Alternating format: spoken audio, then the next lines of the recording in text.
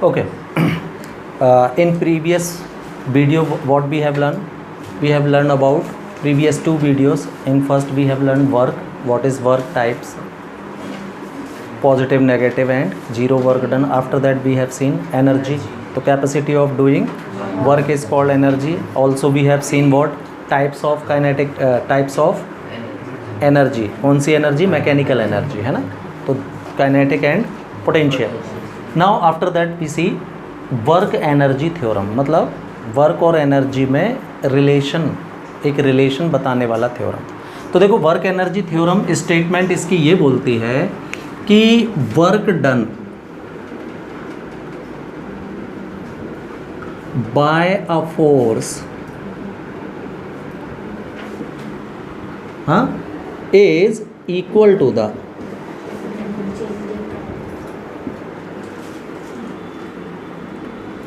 change in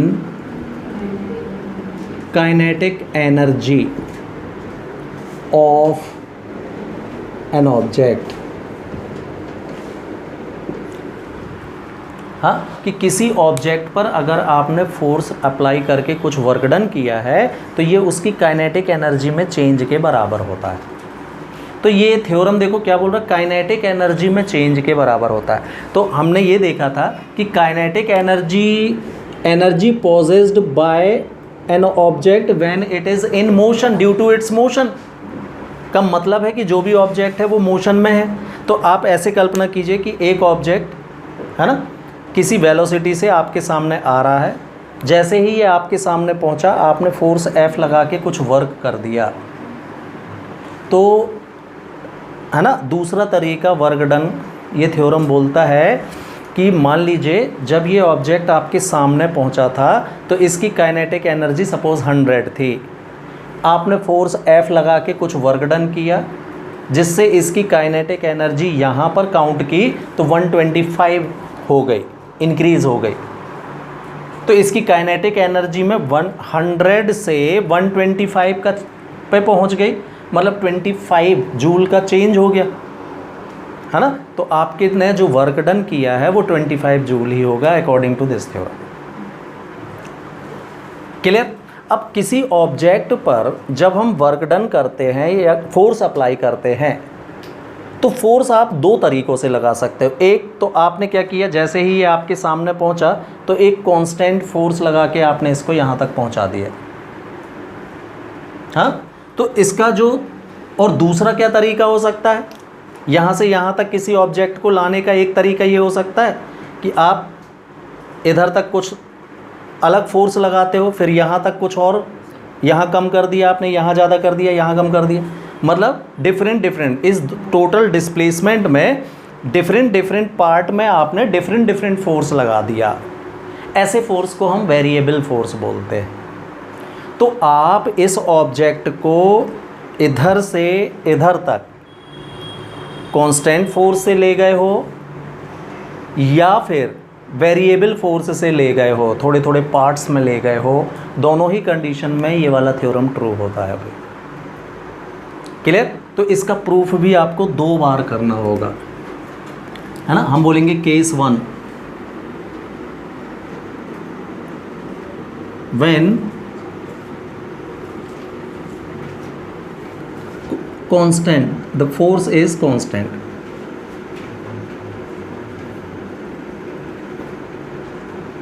और constant force is applied on object. Constant मतलब force आप change नहीं करते हो, एक जैसा फोर्स आपने अप्लाई किया है. ठीक है. तो कंडीशन वही है जो मैंने आपसे कहा था भाई कि कोई ऑब्जेक्ट है, सपोज़ ये इनिशियल वेलोसिटी u से आपके सामने पहुंचा है, ऐसा आपने इस पर फोर्स F अप्लाइड कर दिया इस डायरेक्शन में है ना, जिससे d डिस्टेंस ट्रेवल करने के बाद इसका मतलब यहाँ से लेके यहाँ तक आपने इसको फोर्स अप्लाई करके वर्क डन किया है जिससे इसकी वेलोसिटी चेंज होके v हो जाती है. हाँ, let an object is moving with initial velocity u, force F applied on it, a constant force F is applied on it due to which its velocity become v and the distance और displacement of object is d। मतलब जहाँ से आपने force लगाया था वहाँ से लेके यहाँ तक का डिस्प्लेसमेंट d है। तो आप एक कांस्टेंट फोर्स यहाँ से यहाँ तक लगा के ले गए हो इसको। Clear? Then work done, then F is equal to कितना, by Newton second law,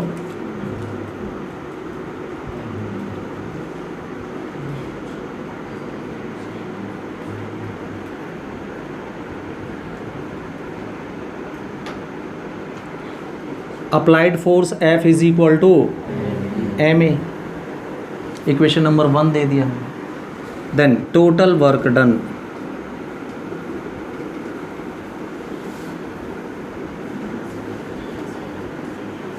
bye force F,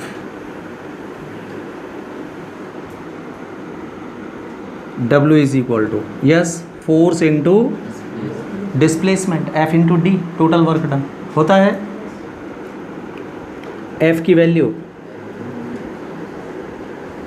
इसको हमने इक्वेशन नंबर 2 दे दी। क्लियर? तो by third equation of motion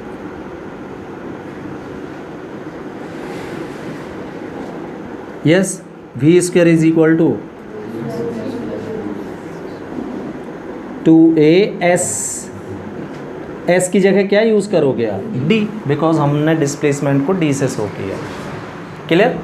तो इसका साइड चेंज मैं कर रहा हूँ इधर, तो 2ad की वैल्यू क्या मिलेगी भाई आपको, तो यहाँ से a इंटू डी कितना आएगा, 1/2 v स्क्वायर माइनस, ये हो गया आपका suppose equation number 3, right. a into d की वैल्यू हम इक्वेशन नंबर 2 में वापस कर देते हैं। तो बाय इक्वेशन 2 आपको क्या मिलेगा, w is equal to yes m same, a into d की वैल्यू आई है आपकी हाफ v स्क्वायर माइनस, तो w is equal to multiply अंदर, तो half m v square minus half m u square आएगा। ये क्या है भाई, kinetic energy, final kinetic energy, और ये तो फाइनल माइनस इनिशियल मतलब चेंज इन काइनेटिक एनर्जी। तो क्या मिला आपको, w इज इक्वल टू क्या लिखा है ये, चेंज इन काइनेटिक एनर्जी। तो वर्क एनर्जी थ्योरम यही तो बोलता है कि जो टोटल वर्क डन होता है वो ऑब्जेक्ट की काइनेटिक एनर्जी में चेंज के बराबर होता है। तो ये हमने देखा कि ये ट्रू बोल सही है, ये थ्योरम ने सच कहा। कब, when force is constant. Clear? Case number 2 देखते हैं हम।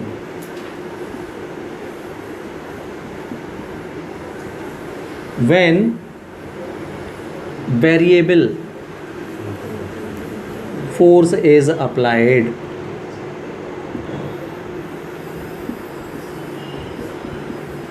जब आप वेरिएबल फोर्स अप्लाई कर रहे हो तो अब केस क्या है ये देखिए भाई, आप ऑब्जेक्ट को एक प्लेस से दूसरे प्लेस, मान लीजिए यहाँ से लेकर यहाँ तक ले जा रहे हो, इनिशियल वेलोसिटी u है, फाइनल वेलोसिटी v है।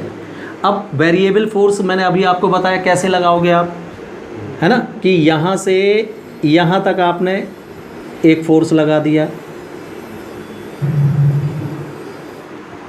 कैसे ले गए हो आप, इस प्लेस से लेके इस प्लेस तक ऑब्जेक्ट को कैसे ले गए हो आप, यहाँ से यहाँ तक दूसरा फोर्स, फिर बढ़ा दिए, घटा दिए, बढ़ा दिए, घटा दिए। इस तरीके से आप इनिशियल से फाइनल पोजीशन तक ले जा रहे हो इसको। का मतलब जो उसके डिस्प्लेसमेंट हैं छोटे छोटे टुकड़ों में हो रहे हैं, है ना, फिर आपने बढ़ा दिया फोर्स, फिर थोड़ा सा कम कर दिया, बढ़ा दिया।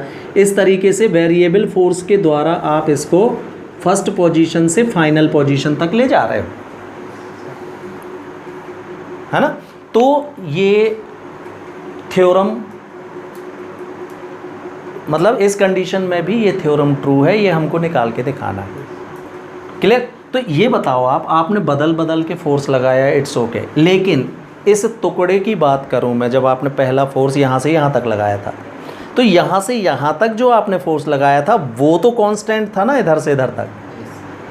फिर अगले टुकड़े में आपने बढ़ा के लगाया होगा, फिर अगले में कम करके लगाया होगा या बढ़ा के लगाया होगा, इस तरीके। तो हर टुकड़े की बात करें हम, अगर इस फर्स्ट पार्ट की बात करें, तो यहाँ से यहाँ तक फोर्स F1 तो कांस्टेंट है।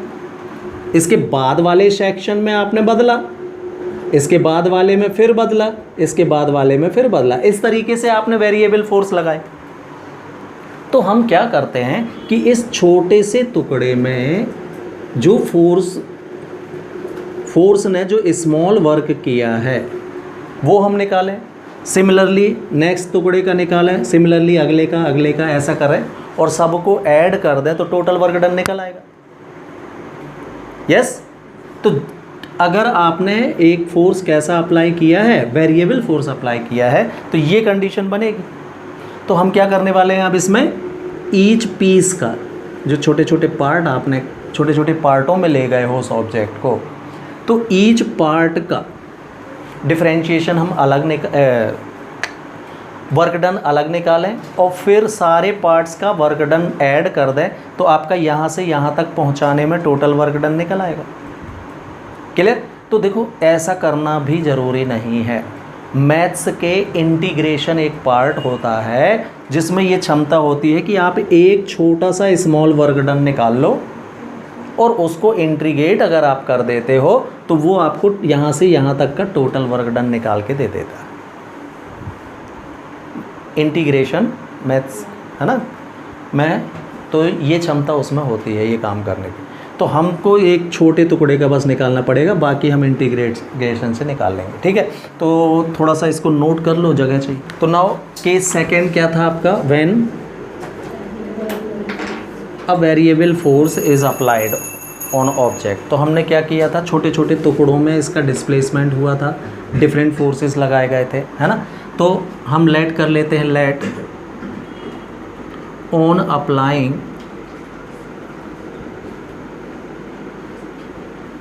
a variable force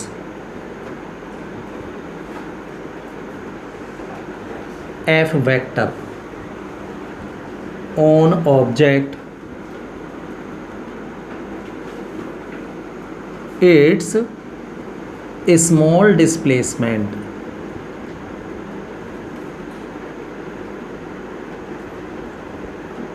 B ds vector।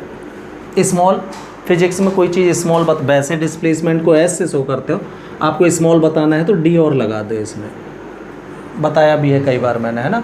कोई चीज़ डी मीन्स डेल्टा, कोई भी चीज़ स्मॉल बताना हो तो ये तरीका होता है, उसके आगे डेल्टा लगा देते हैं, है ना। तो डी एस वैक्टर, डिस्प्लेसमेंट और फोर्स दोनों वेक्टर क्वांटिटी हैं, दैट्स वाई वेक्टर से शो कर दिया। और ठीक है, तो देन स्मॉल वर्क डन क्या हो जाएगा भाई, then yes small work done by the force F vector will be, हाँ वर्क आप पढ़ चुके हो, स्मॉल है यानी DW से शो करेंगे हम, ये एक स्केलर क्वांटिटी होती है। आपने पढ़ा था F vector dot D vector होता है वर्क फर्स्ट पार्ट, इसी चैप्टर का फर्स्ट पार्ट, वर्क के बारे में सारी चीज़ें बताई होंगी वहाँ पर, है ना। डॉट प्रोडक्ट की डेफिनेशन भी आपको पता है, mod of F vector, mod of D S vector, cos of theta. तो थीटा की वैल्यू क्या है इसमें, 0 डिग्री। क्यों, जिस तरफ आपने फोर्स लगाया है डिस्प्लेसमेंट भी उसी डायरेक्शन में हो रहा है, तो ऐसी कंडीशन में थीटा की वैल्यू क्या होती है, 0, मैक्सिमम वर्क डन होता है ये। हाँ, ये हमने स्मॉल वर्क डन निकाल लिया भाई, F इंटू डी ऐसे। और आप लिख सकते हैं इसको, F की वैल्यू न्यूटन सेकेंड लॉ से ma होता है। ये हमने एक छोटे से पार्ट, मतलब यहाँ से यहाँ तक ऑब्जेक्ट को डिस्प्लेस करने में स्मॉल वर्क डन फाइंड कर लिया। ऐसा ही छोटा छोटा वर्क डन हर पार्ट में होगा, तो अब आपको हर पार्ट में अलग अलग निकालने की ज़रूरत नहीं है, आप एक पार्ट का निकालो, क्योंकि जब हम किसी चीज़ को बहुत छोटे छोटे खंडों में बांट देते हैं तो ये लगभग सारे खंड इक्वल ही होते हैं, सब छोटे, राइट। तो एक पार्ट का हमने वर्क डन निकाल लिया। अब हम इसको क्या करेंगे, कहाँ से कहाँ तक ले गए हो आप, तो हम इसको इंटीग्रेट कर दें अगर, तो टोटल वर्क डन निकल आएगा, है ना। तो एक काम और करते हैं अभी इसको इक्वेशन नंबर 1 देने से पहले। हाँ, एक्सेलरेशन का फॉर्मूला dv/dt होता है क्या? a की वैल्यू मैंने dv/dt रख दी है। यस,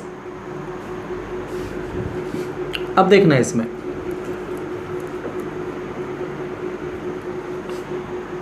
मैं इसमें क्या कर रहा हूं, ds इस dt को ds के साथ लिख दे रहा हूं, dv अलग कर दे रहा हूं। तो dw का न्यू वैल्यू आपको मिलेगी m same ds/dt into dv। हाँ, dv मैंने क्यों वेलोसिटी को अलग इसलिए कर दिया कि हमारी वेलोसिटी ही तो चेंज हुई है, u से v पहुंच गई थी ना वेलोसिटी, तो इसको मैंने क्या किया, dv को अलग कर दिया, ds को यहाँ लगा दिया, तो ds/dt हो गया। ds/dt हाँ वेलोसिटी है ना, change in displacement is called, तो v इंटू dv में ये कन्वर्ट हो गया, right. Then total work done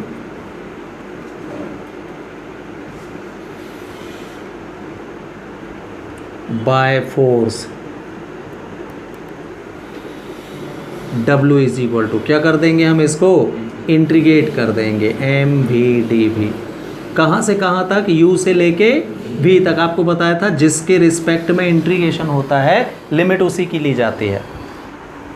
तो वेलोसिटी कहाँ से कहाँ तक चेंज हुई है, इनिशियल टू फाइनल, u से v तक गई है, तो u से v mv/dv ये कर देते हैं। क्लियर, m कांस्टेंट है बाहर, integration of u to v/dv। हाँ, इंटीग्रेशन ऑफ x x² 2 होता है, x to the power n का इंटीग्रेशन होता है n+1/n+1, तो इसी से है ना। तो v टू द पावर 1 का इंटीग्रेशन क्या हो जाएगा, तो v² 2 u टू v, 1/2 बाहर निकाल लीजिए, कांस्टेंट है ये, तो हाफ m बाहर हो गया। लिमिट सॉल्व करो भाई, कैसे, अपर लिमिट v² ही माइनस एक बार लोअर लिमिट u² आएगा, मल्टीप्लाई, तो half m v² minus half m। देखो भाई फिर से क्या मिला, हाँ, work done is equal to change in kinetic energy. Again तो फर्क ही नहीं पड़ा, फोर्स आप कांस्टेंट लगाओ या फिर वेरिएबल फोर्स लगाइए, दोनों कंडीशन में टोटल वर्क डन जो होता है चेंज इन काइनेटिक एनर्जी के बराबर होता है। क्लियर, तो प्रूव्ड हो गया ये।